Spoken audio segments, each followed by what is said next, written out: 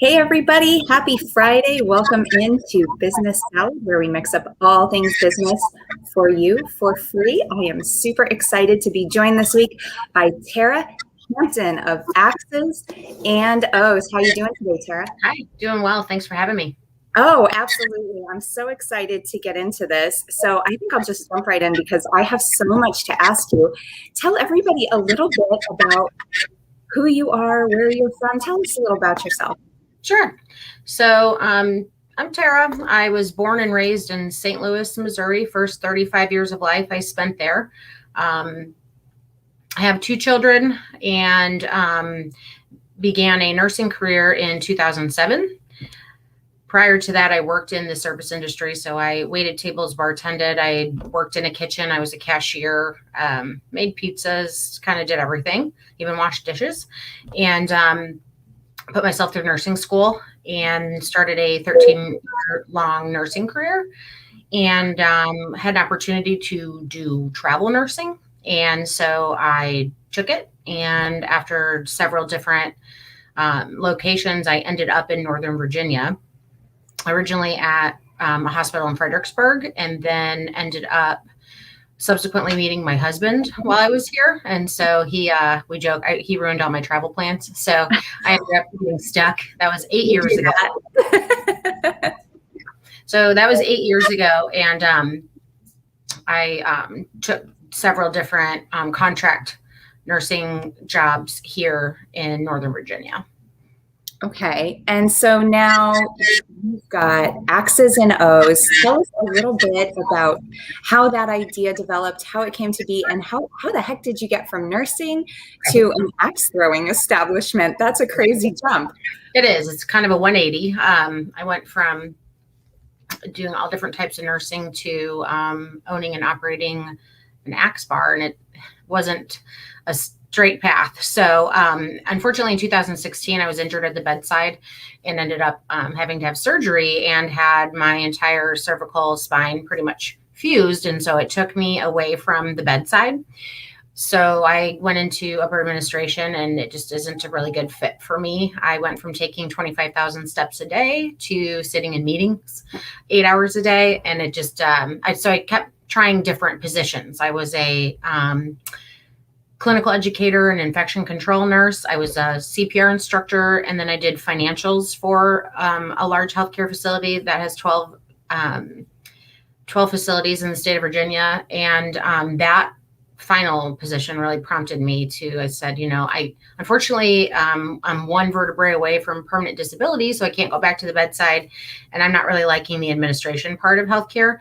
So my husband has a business degree, and I have pretty good business sense.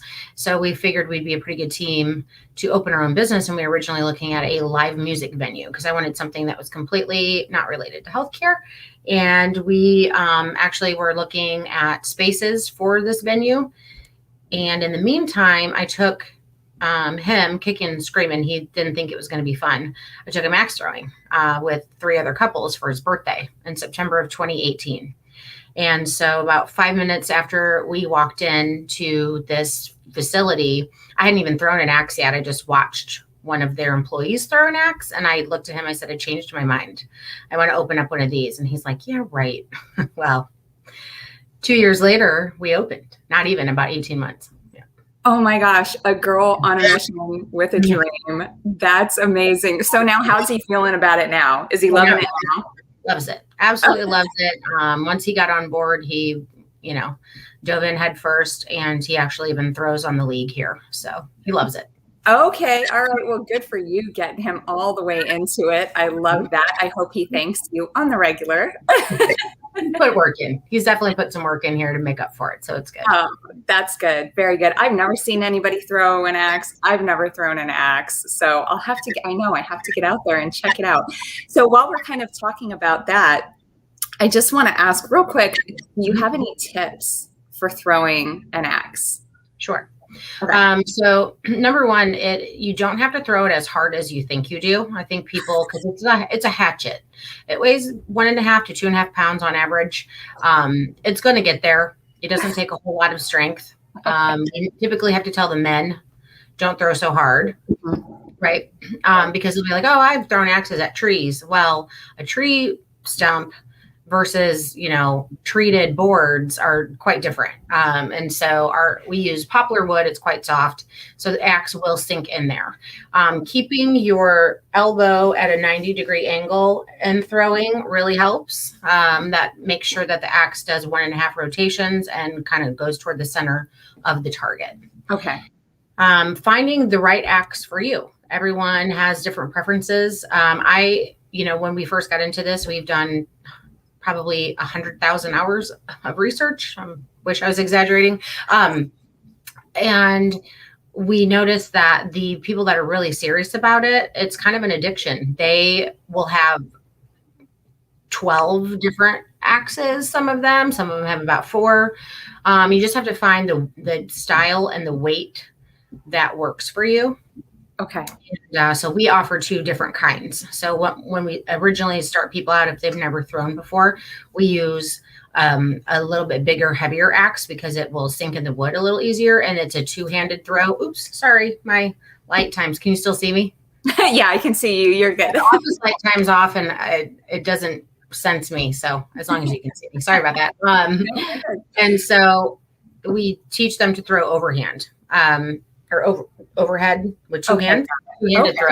Once they get the hang of that, then they kind of graduate to a 1-handed axe. It's a little bit lighter.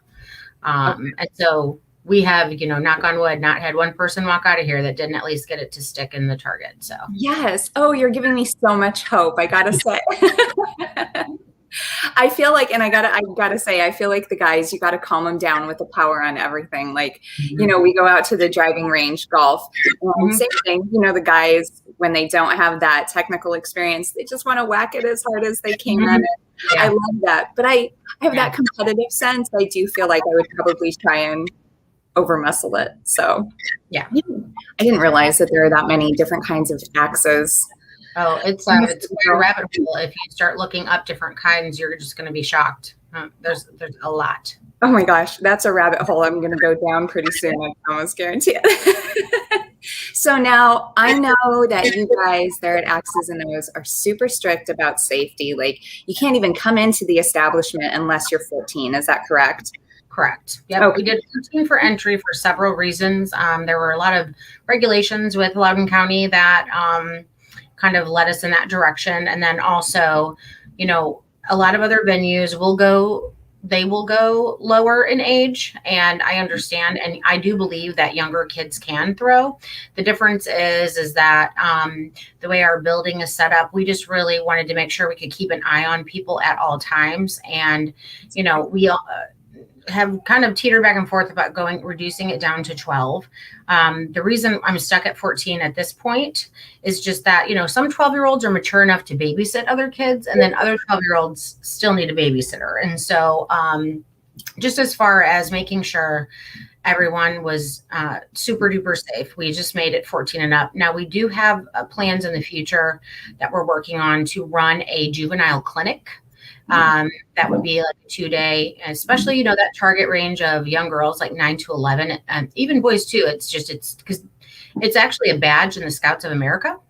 Really? I found out, it's pretty cool. And so I would love to team up with them in the future and we could help them get their badge. But then also it's just such a self-confidence booster for kids to learn something new and then also master it. And it really kind of gets out that, I don't know, just it's like this primal, I tell everyone, I joke, but it's cheaper than therapy.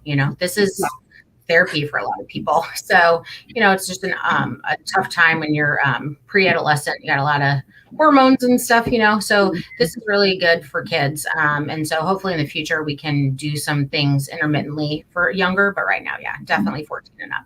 Okay, perfect. And that sounds great. I hope that, as we say, Scouts of America, I hope they're listening. And that would be really, really neat. I've got a 15 and a 16-year-old, and I know they're above your minimum age limit there, but they would have loved to do that. And I would have loved to have sent them in those preteen angsty. So. Yes. And then I will also go right after them and get that out. Then you can come back and do it together. Exactly. And we can all be friends. Right. What's cool about it is, when you're a teenager, your parents are so not cool and you don't want to do any really hang out with them. But what we found is this is something families can do with teenage kids Yeah, that they all enjoy doing. And so that's pretty great. I've had absolutely. teenagers myself. So I get it. Yeah. Yep. I know you do.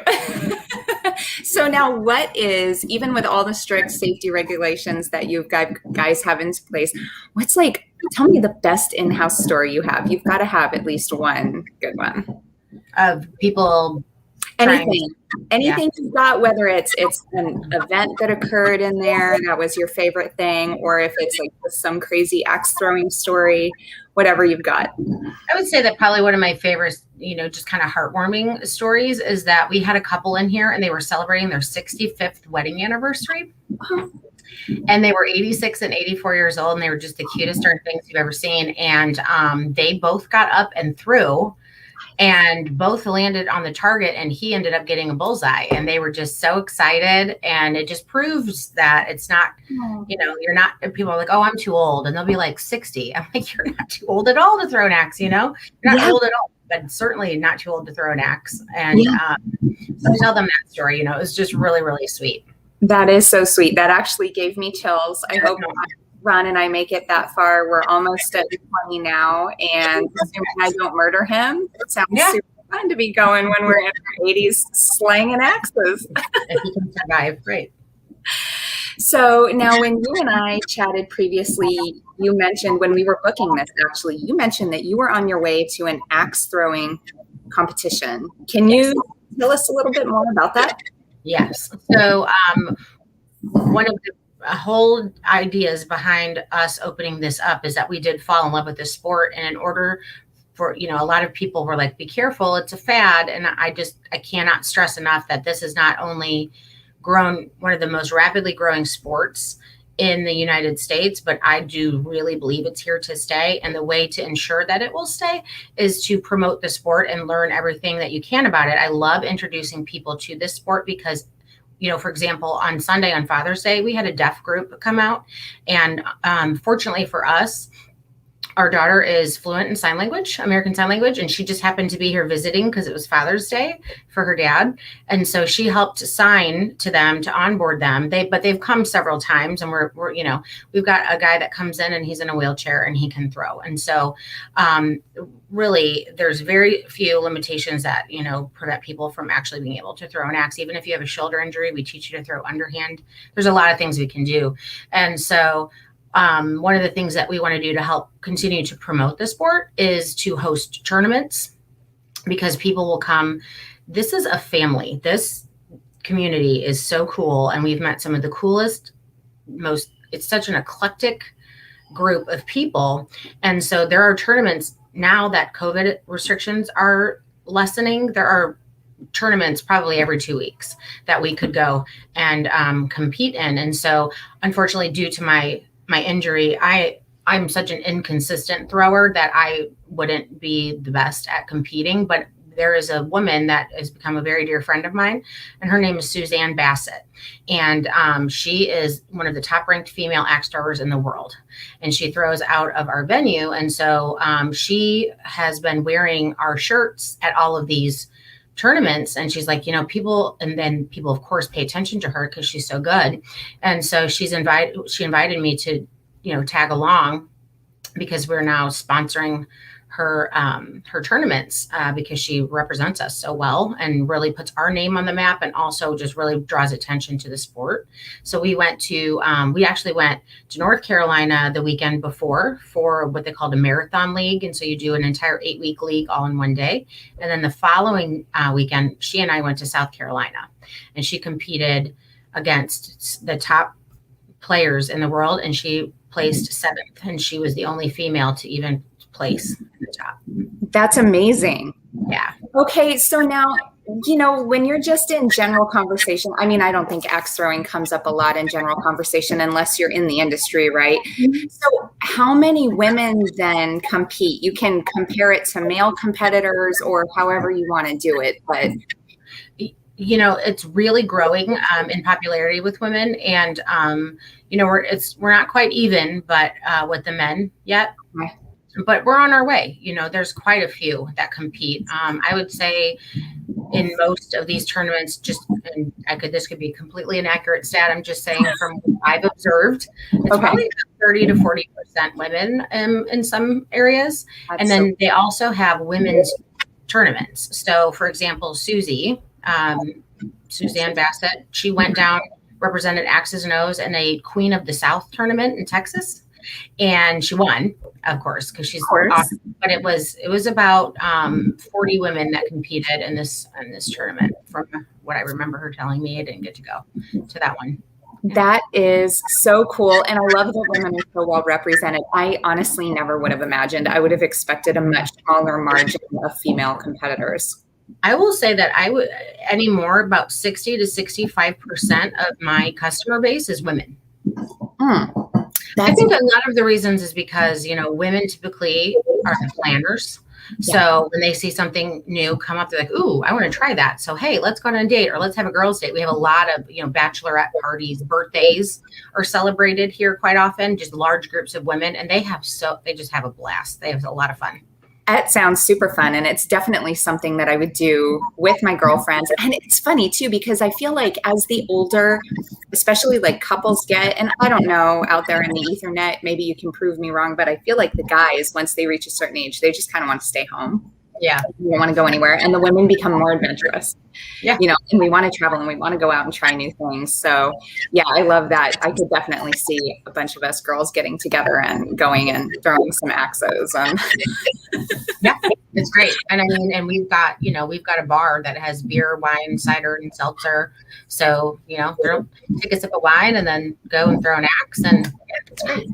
That sounds great to me. So now you talked about the competition down in Texas. What is the coolest place that you have ever been, or your favorite place that you've ever been to see a competition, or however that works? So I just recently started venturing out, so I can't speak for all of the venues, but there was a couple of them that there was a smaller venue in New Bern, North Carolina called Bury the Hatchet, Beary, because the New Bern Bears, I guess, is a big deal. I don't know. I'm not familiar. It's a smaller town in North Carolina. It was just a really cool venue. But then where this tournament was held, the area itself was just so cool. You could tell that it was all this new redevelopment, and you kind of went back through this neighborhood and you're kind of like, where are we going? And then you cross these train tracks and all of a sudden, boom, this huge complex that has axe throwing and restaurants and bars and coffee shops and all this outdoor seating with string lights and live music. And it was just such a really cool, and it's all of the storefronts are garage doors that open up. So it's all like indoor, outdoor kind of,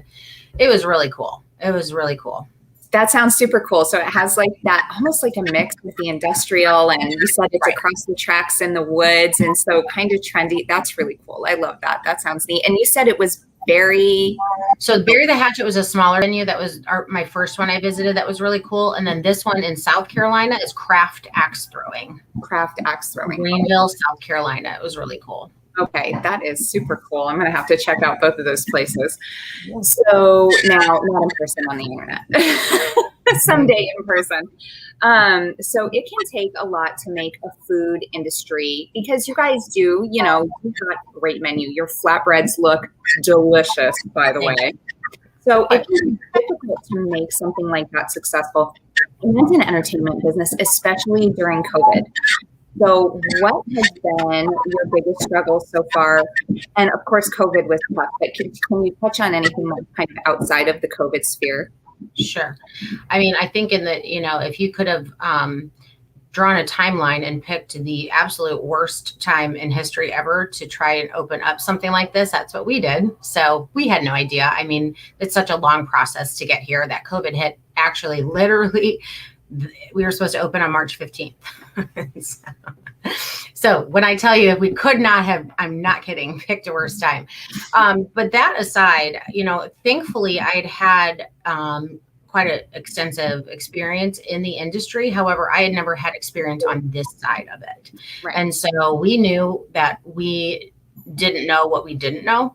And so the amount of research and time that was spent just hours and hours coming up with business plans, and creating a menu is not easy. I mean, I can throw down in the kitchen at home, but it's quite different to serve to a large crowd of people and serving up pub food, which is not something that I typically would cook at home. Right. And to make it, people eat with their eyes first. So you have to make it look pretty, and then it also needs to taste really good. And so, a little trial and error. I have a really good friend that happens to be a chef, and really helped out with quite a few of the recipes. For example, he used to go around the country and open up Chewy's restaurants. Yeah. A little while back. He's not with the company anymore, but he helped me a lot with like our tacos. Like he gave me a really great idea for a recipe for our avocado jalapeno drizzle that we put over the top of these, so things like that. And then also, having to figure out, the space we're in used to be an office building. So it didn't have plumbing and electrical for a commercial kitchen. So to even envision what it was going to look like. And then when it was all just rubble, I had to take duct tape and I was taping out the exact measurement of this piece of commercial kitchen equipment and making sure it lined up with water if it needed water. And then next to it, I needed to make sure it had the right electrical outlet, because of course they don't all use the same electrical outlet. Right. And so it was a learning curve. And I will say I'm pretty proud of us, because we actually, there's maybe 2 or 3 things I would change about this entire design. And that's not too bad, considering that we had never, this is our first brick and mortar business, and it's almost 9,000 square feet. So we went big. Yeah, you did. Yeah. You did. And it's smart though, because I think a lot of people, when they enter into this business, that's one of the things they say is they don't go big enough fast enough.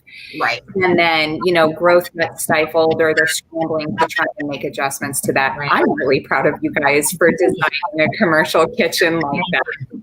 Yeah, it was the county regulations were quite a challenge to do food at all. You just learn, and it varies county by county. And so you just learn what their requirements are. We had to completely remove certain things. We ended up having to vent out for the condensation. There's a condensing unit that goes on the top of a walk-in cooler, right? Well, you don't think about that stuff. So we had to put it on the roof, and there was no one available to put it on the roof. So I got a scissor lift and hauled this 300-pound thing onto it, and ended up driving this scissor lift and got it stuck in the mud. And then I had to go buy I thankfully had just purchased a Jeep 3 days prior. I had to go to Lowe's and get a chain, towed it out. And we had not even met any of our neighbors. And the dentist office next door was like, "What are you doing?" I'm like, "Hi, I'm your new neighbor. Don't worry, I'm just doing this thing. I'll be done in a second." So I got this condensing unit on the roof. I don't know. It was unreal. Some of the stuff that you have to learn about. Yeah, it's been interesting. So the county had they really didn't know what box to put us in. So because we're kind of 3 things in one, we are an axe throwing venue. Obviously, that takes up the most square footage. Yeah. And that's our primary business model. However, we also have a bar, and then we have a kitchen, and those are 3 separate entities. So they're like, even Google, when you go and you have to put yourself in a category on Google, there is no category for us. So I had to choose sports bar, because it was the close. I was like, there's nothing. We have to create a category. Yeah. Yeah, we got to contact Google. You are a badass, though, woman. I love that story. Oh my gosh. It was unreal. Yeah. But it wouldn't be, what it is to you without all of those adventures, I'm sure. That's why people are like, "Why are you so worried about how to keep this thing clean?" I'm like, you guys have no idea. I had to carry this keg cooler in panel by panel, because that's another thing you learn. They go and they're like, "Yeah, we're going to deliver it." In my mind, I'm like, "Oh, they're going to bring it inside." Nope, they just put it on the curb. They're like, "Here you go." I'm like, how do I get it inside? They're like, "You just have to carry it." So I called my daughter and I'm like, "Come on, we got to carry this thing inside, panel by panel." Oh my God. Like, it better. I'm keeping this forever. How old is your daughter? She's good. She's 23. Oh my gosh. Yeah. Wow. So she helped us she helped us a lot get all this. She was really good, hard worker to get us up and running. That's amazing. Well, I'm sure it's because you guys are awesome parents, but oh my gosh. Yeah. Wow. Those are great stories. So now I feel like I asked you about your biggest struggle, and I feel like it's almost synonymous with your biggest success because you've done so much with those struggles that you were given. Is that what you would define as your biggest success, or is there something else that you feel like? Well, I would say that I would say, as far as, trackable success, the fact that not only we opened on Father's Day, smack dab in the middle of COVID, people were so scared to go inside. I think it helped. Number one, again, having all the space so people could spread out and they felt safe. We have, 18-foot ceilings. And so it's very big and open in here. I'm a former infection control nurse. And so they would bowl over the hand sanitizer and the big stop sign that was like, stop, use hand sanitizer as soon as you come in, masks, the whole thing. And we kept everything more like 8 feet apart just to make sure that we were safe. And that was not our business model. So we couldn't fill up every lane like we wanted to. So we had to be creative. So we've done things like we host drag show brunches every 8 weeks. And it was a socially distanced drag show brunch, and the queens wore clear face masks so they could still lip sync along to the music, and it was super entertaining. We did a trunk or treat outside. It's a Midwest thing, kind of, where you usually have a big bowl of candy in the trunk and you decorate your trunk for Halloween. So we just had to get creative, and we built these big long PVC pipe chutes. Remember the game Chutes and Ladders? Kind of like that. So you just shot the candy down. We made them 8 feet long, just everything 8 feet, just to be safe. And that way the kids could catch the candy. And that was a big success. We've done vendor events where small business owners were really hit hard by COVID, especially, like work from home, kind of pop-up shop, the ones that go to like the farmers markets, things like that. So we held a socially distant vendor event for the holidays, and it was a sip and shop. Just grab a mimosa at the bar and then go walk around and buy from these local people because, no offense, but Jeff Bezos is going to be fine. Amazon actually made more money. So I would say the biggest success was the way that we were still able to not only survive, but thrive. And the creativity that it forced us to use to stay relevant. And then we just had our first, so we have leagues on Thursday nights, right? We now have 36 league members every Thursday night at 7 p.m. that come in here that love the sport. Yeah. Oh my gosh. The creativity, like you said, that you guys came up with to host those events, and not just host them to make sure that you guys stay relevant, but to help others stay relevant, giving back. And that is so neat. I love that. Yeah, we love it too. We paired up with 11 local breweries. We just like to, support local. We know how hard it is to be a small business owner. And, one thing that we just didn't bank on was that people just needed space. So we've done like paint and sip classes in here, just like all this different stuff that's not really Axe related, but it kept people coming in. Yeah. And now that we're opening back up, we're really seeing I don't know, it was like, you can just tell July is when all the offices are going back because the team building events that we're booking, because it's like unreal. We booked like 7 in the past few days, Good for you. Yeah, it's great. We're thankful for that. Yes. But, so are you guys fully open now then? We're fully open. Yep. Fully open. I would say 95% of my staff is fully vaccinated. The ones that are not wear masks. And now we're getting to the point to where we can kind of, it's weird because you're kind of like, are we supposed to all be, but it's okay. You got to get used to it at some point. And obviously we're still being very cautious, but yeah, we're fully open and booking up corporate events. We've already got some booked into December. Wow. Congratulations. Thank you. Oh my gosh, that's awesome. So now, do you guys have any events coming up that you're hosting in the near future? Yes. Open to the public. So we actually just celebrated technically on June 21st. That was 1 year to the day that we opened. And I can't believe it. At the same time, it feels like 10 years, but then maybe like 3 months. It's just weird. I don't know. It's a marriage. Yeah. And so on June 27th, which is this Sunday, we are actually hosting our 1-year anniversary celebration. I wanted to go way big with it, but we are actively, believe it or not, searching for a second location. So we're trying to be a little budget conscious. So it's still going to be great. We're going to have, a fun music playing. We have an ice cream cart coming out. We're going to have cornhole. We're going to have axe throwing, of course, and just some light hors d'oeuvres. And I got these really cute custom axe cookies that local baker's making. And it's going to be, we're going to do a champagne toast. We've got some members of the Loudoun County Chamber coming out, and probably most of the league members will come out, and it's going to be great. It's Sunday from 1 to 4. Everyone is welcome. It's going to be super fun.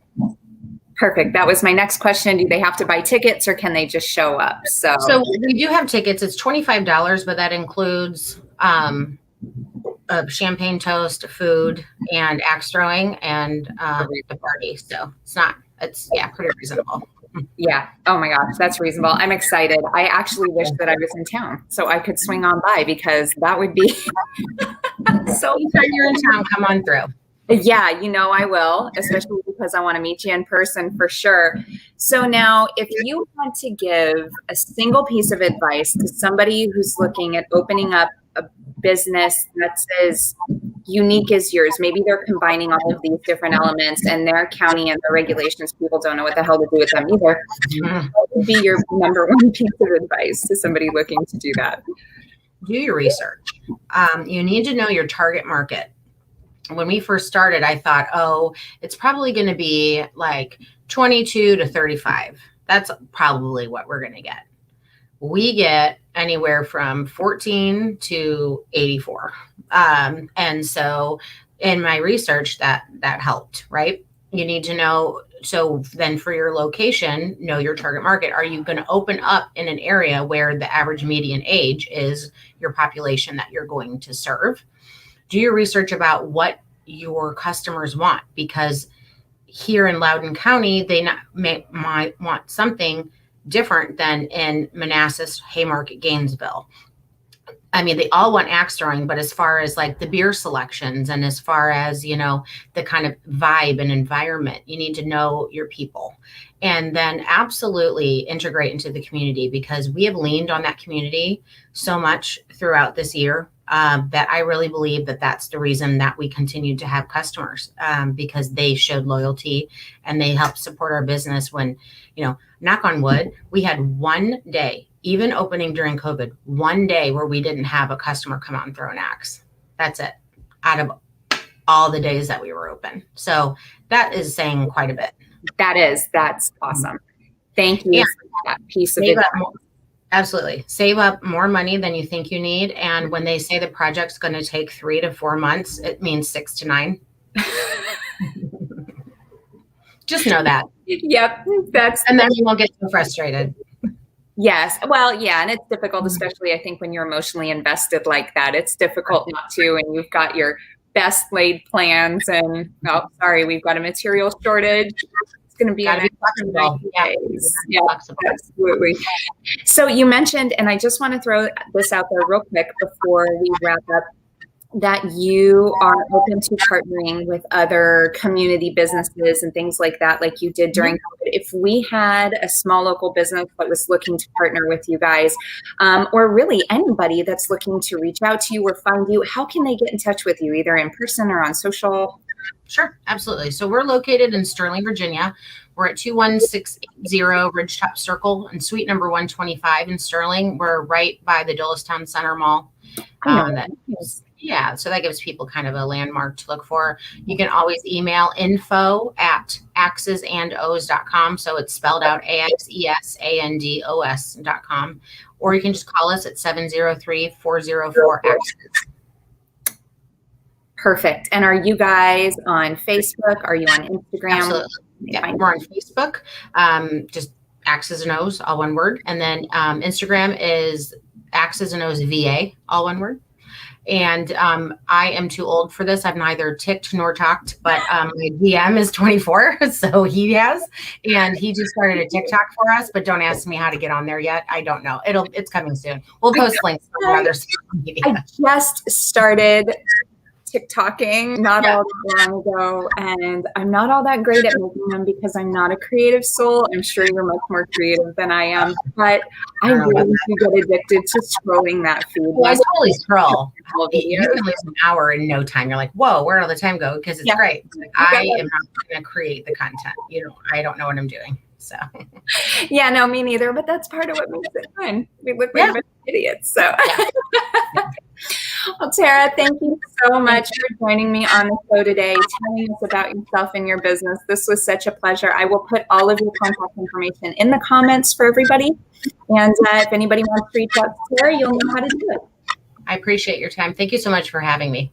Have a good one, and happy Friday, everybody. Enjoy your weekend. We'll see you next week.